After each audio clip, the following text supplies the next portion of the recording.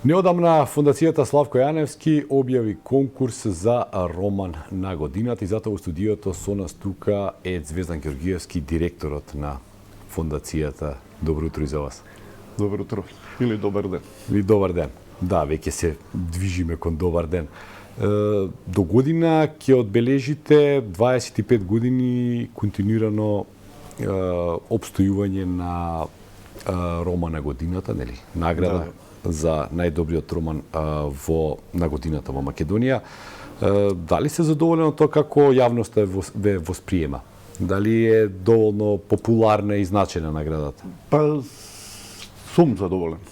Реално, јас сум во романот на годината од почетоците, од 1999 кога го покреновме во Утрински весник.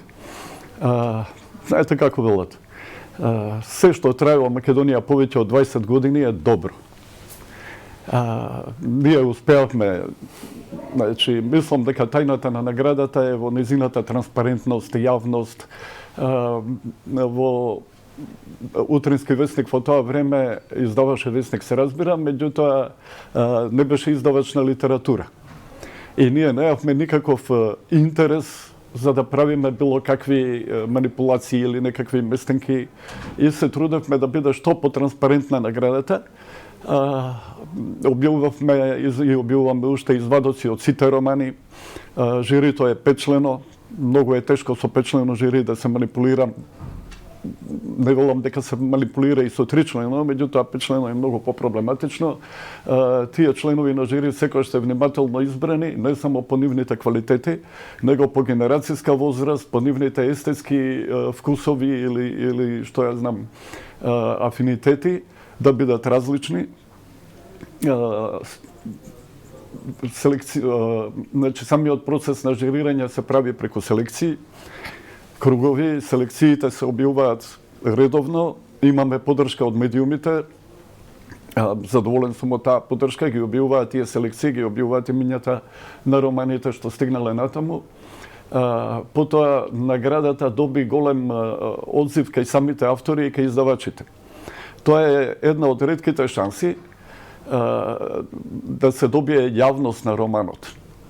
Без оглед дали ќе добие наградата или нема да ја добие, да се слушне дека некој напишал роман, па дури и да се види нешто од тој роман. Бидејќи ретки се медиумите, ние сме еден од ретките кои што каде што се објавуваат романи, издаваштво и така натака. И ова е добра можност не што велите само за романот на годината, туку и за останатите писатели. Па не, знаете, ние продукцијата она што се пријавува во роман на годината, веројатно има и уште повеќе книги, романи, последните години редовно околу 40 наслови. Тоа дури да е медиумот уште поотворен кон култура, не може да го покрие. Да, точно. Нема толку бидејќи не е само роман, имате и поезија, имате и филмови, имате и ликовни уметности. Да, значи медиумите ви помагаат, вие велите дека сте задоволни од тоа, а колку ви помагаат институциите во романот? Значи, кога почнавме со Утрински весник, тоа го правевме, наградата ја правевме исклучиво преку спонзори. Воопшто, значи, комерцијални спонзори, значи немаше држава. Немаше држава. Значи тоа беше наша одлука да не ја вметнуваме државата во таа работа. Наградата, значи тоа беше една од, како да кажам, од причините за успех. Наградата беше во тоа време уште повисока финансиски него што е сега. Тојаш беше 4000 марки, наградата 120.000 денари, тоа е као денес 4.000 евра. А сега е наградата 150.000, значи околу 2.500 евра. Помалку пари имаме сега. Да, али со инфлацијата таа паѓа. Кога згасна Утрински, значи 2017 година, се собравме неколку колеги од Утрински, јас од 2007 веќе не бев во Утрински весник, меѓутоа да кажам од таа прва постава и сосема спонтано, како кажам, во еден разговор рековме ако не можеме веќе да го ревитализираме весникот, греота би било наградата да се изгуби, да пропадне. И така настана фондацијата Славко Јаневски на трчање, како да кажем. Ние се формиравме во ноември 2017 и веќе во декември го распишавме конкурсот. Немавме ни конкурс, не беше, како да кажам, не го стасавме ни конкурсот на Министерство за култура, немавме ни спонзор, немавме ништо, меѓутоа го распишавме глад. Онака, па рековме на крај ќе кажеме добро, пропадна сега, пробавме и... Да, не успеавме, да, пробавме. Но сепак успешно беше. И се ова ќе звучи како реклама, али јас сум стварно многу благодарен на Комерцијална банка која не излезе во пресрет и таа е генерален покровител на наградата. Министерството за култура исто ја поддржува финансиски наградата, со тоа што кај Министерството за култура сега сумата колкава е не би навлегувал во тоа, меѓутоа исплатата на средствата кај нив тековната година трае од мај до декември. И тие се збунете кога нешто ќе заврши во март. Аха, значи И значи јас ги чекам еве за годинашниот што заврши романот на годината, средствата од министерство уште не се исплатени во фондацијата. Значи тие сега на крај на буџетската година ќе ги исплатат тие средства за оваа година и така натаму, така што тие средства се добродојдени, сите средства се, и јас сум благодарен до Министерството за култура, стварно само што тие средства не се оперативни. Не можам да ги користам. начинот на исплаќање? Да. Да. Значи, ќе најмите сала, ќе најмите кетеринг за свечено врачување, ќе не можете да им платите година дена после. Да. Подоцна, тоа може само Министерството према своите. И уште ќе ти каже, ради кризата 15% се намалени средствата што ви се доделени и така натаму. Така да Комерцијална банка стварно не излезе во пресрет и без неа веројатно не би постоела наградата.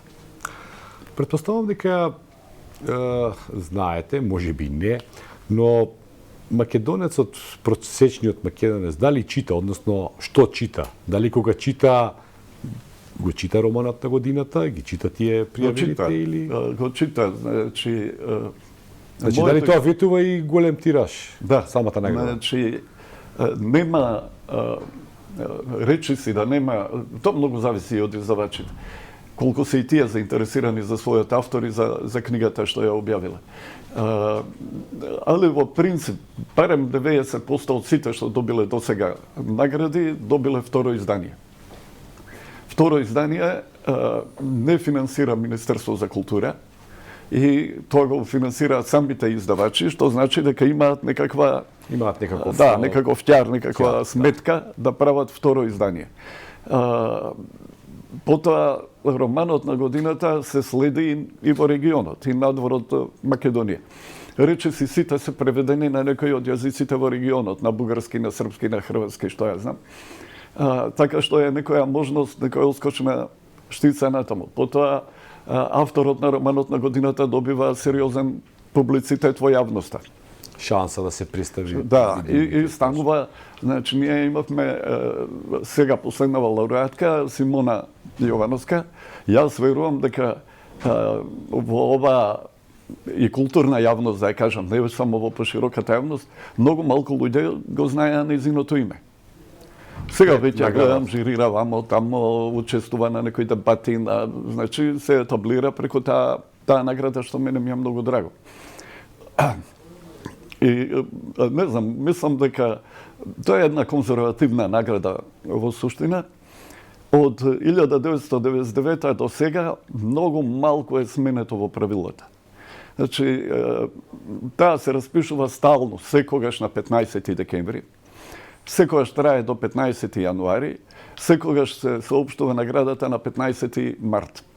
Освен ако 15 март е недела, па последниот работен ден пред неделата.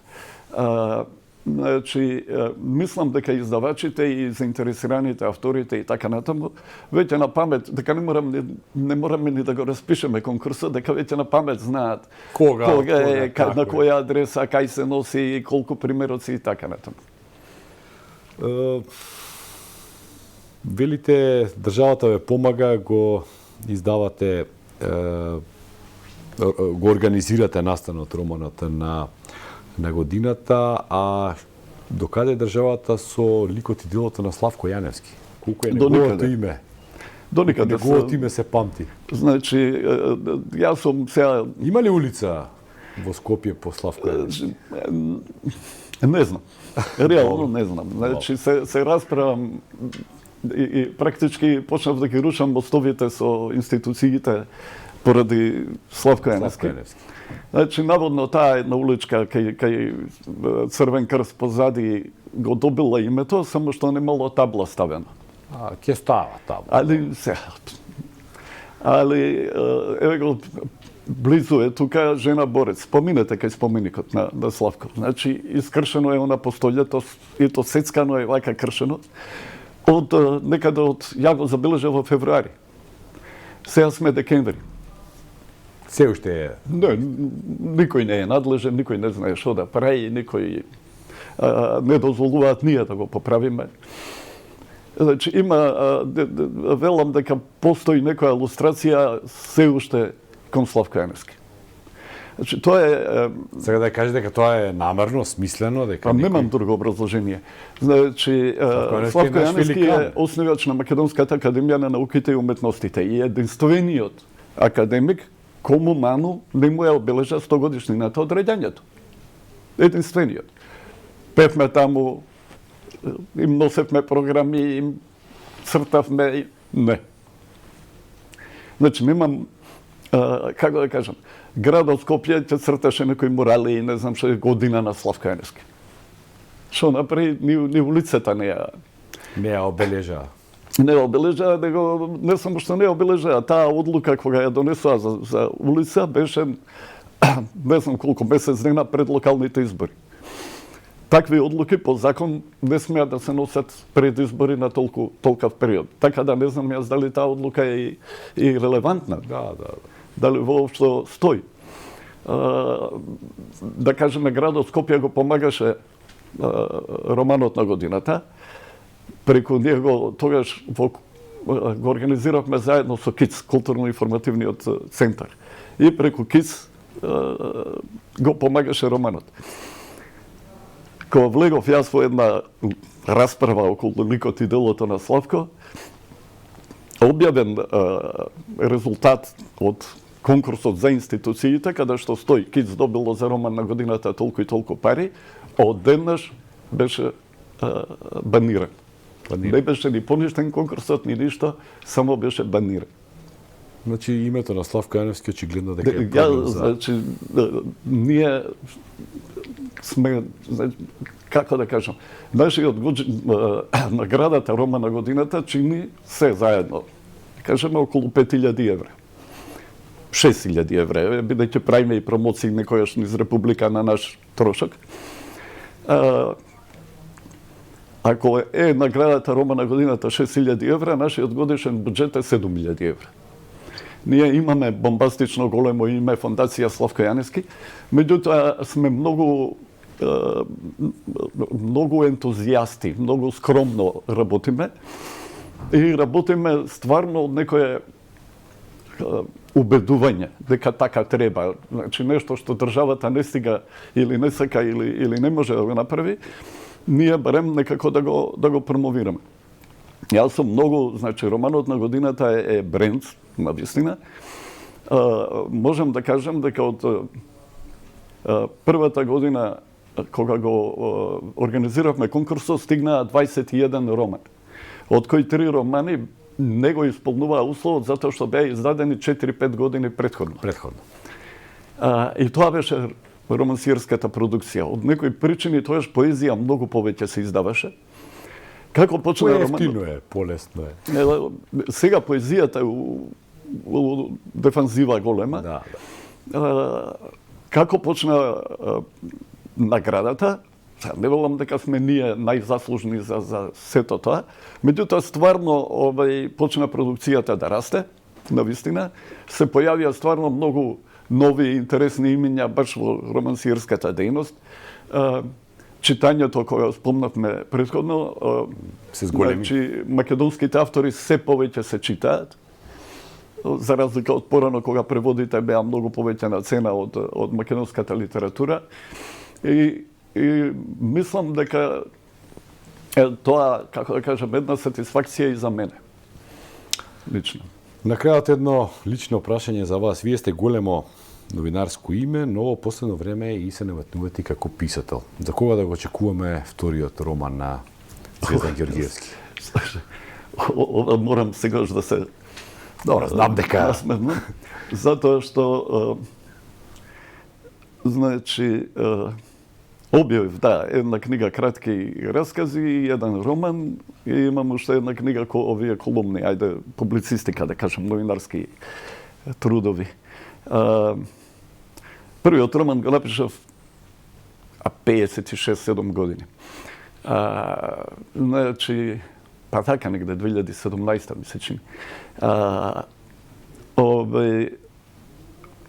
Јас од 2010 сум фриленс. Немам работа. Значи, знаете, за невработени новинари се вика фриленс. Да, имаме фенси назив фриленс. И да кажам, не се жалам за жалење, бидејќи некако влегов со некои тезги, колку да се преживее онака некоја релативна плата да се вади. Меѓутоа, тој леб е прилично тежок. Не е тежок за работата, него е тежок за неизвестноста. Значи, денес имаш една тезга, утре нема таа тезга. Па бараш друга тезга и така натаму. Романот е напишан во време кога немав никакви тезги. Значи, многу слободно време. Слободно време. Јас сум од онаа школа ни ден без ред и буквално нешто седев да пишувам. И не беше ни замислен искрено како роман, тоа беа и сега не знам дали е роман. Тоа беа суштина 8 раскази со исти ликови. Тројца. Поврзани. Да, али расказите се независни. И тогаш читав еден роман од еден австрийски писател, всушност раскази, Слава се викаше книгата, сега сеќам. И доле пише роман во раскази. Тоа беа класични раскази. Викам, овој напишал роман во раскази, ќе напишам ја роман во моето има повеќе. Напишав сега уште еден. Па да, тоа знам и кога да го очекуваме? Па не знам, значи сега трае конкурсот за Министерство на култура, значи зависи од Министерството за култура дали ќе помине романот таму. Значи имам проблеми со тоа, со издавачите. Да кажам, многу внимавам кому ќе го понудам ракопис. Да не биде после да се свати. Значи, ако го понудам во или најчесто добива награди за роман на годината. И после ќе биде, еве, они му објавија на Звездан книга, па он им даде награда. Со Арслан Мина имаме као фондација соработка, даваме наградата Пегас за необјавен роман, не можам ни во Арслан Мина. И сега со прекрасен издавач, да не испадне немав со кого, со Бегемот конкурираме. И баш ми е драго со прекрасни момци се, многу внимателни во читањето, во работата, прецизни, посветени. Па се надевам дека до година, ако здравие Боже. Звездан Георгиевски, јас ви благодарам за ова учество. Се надевам дека по објавувањето на наградата повторно ќе дојдете заедно со лауреатот и дека тоа на вистински начин ќе одбележиме наградата романот на годината. Ви благодарам за интересот и за соработката, за поддршката. Секако, во секое време. Од книгата и од романот се селиме на забавата. На забавата воопшто не е лесно да се разбереме, бидејќи Скопје е некако сиво, некако ненакитено, досна се кити и така натака, но затоа кафанџиите и собствениците на кафулиња самите се погрижуваат барем малку нова сивило да му дадат малку боја.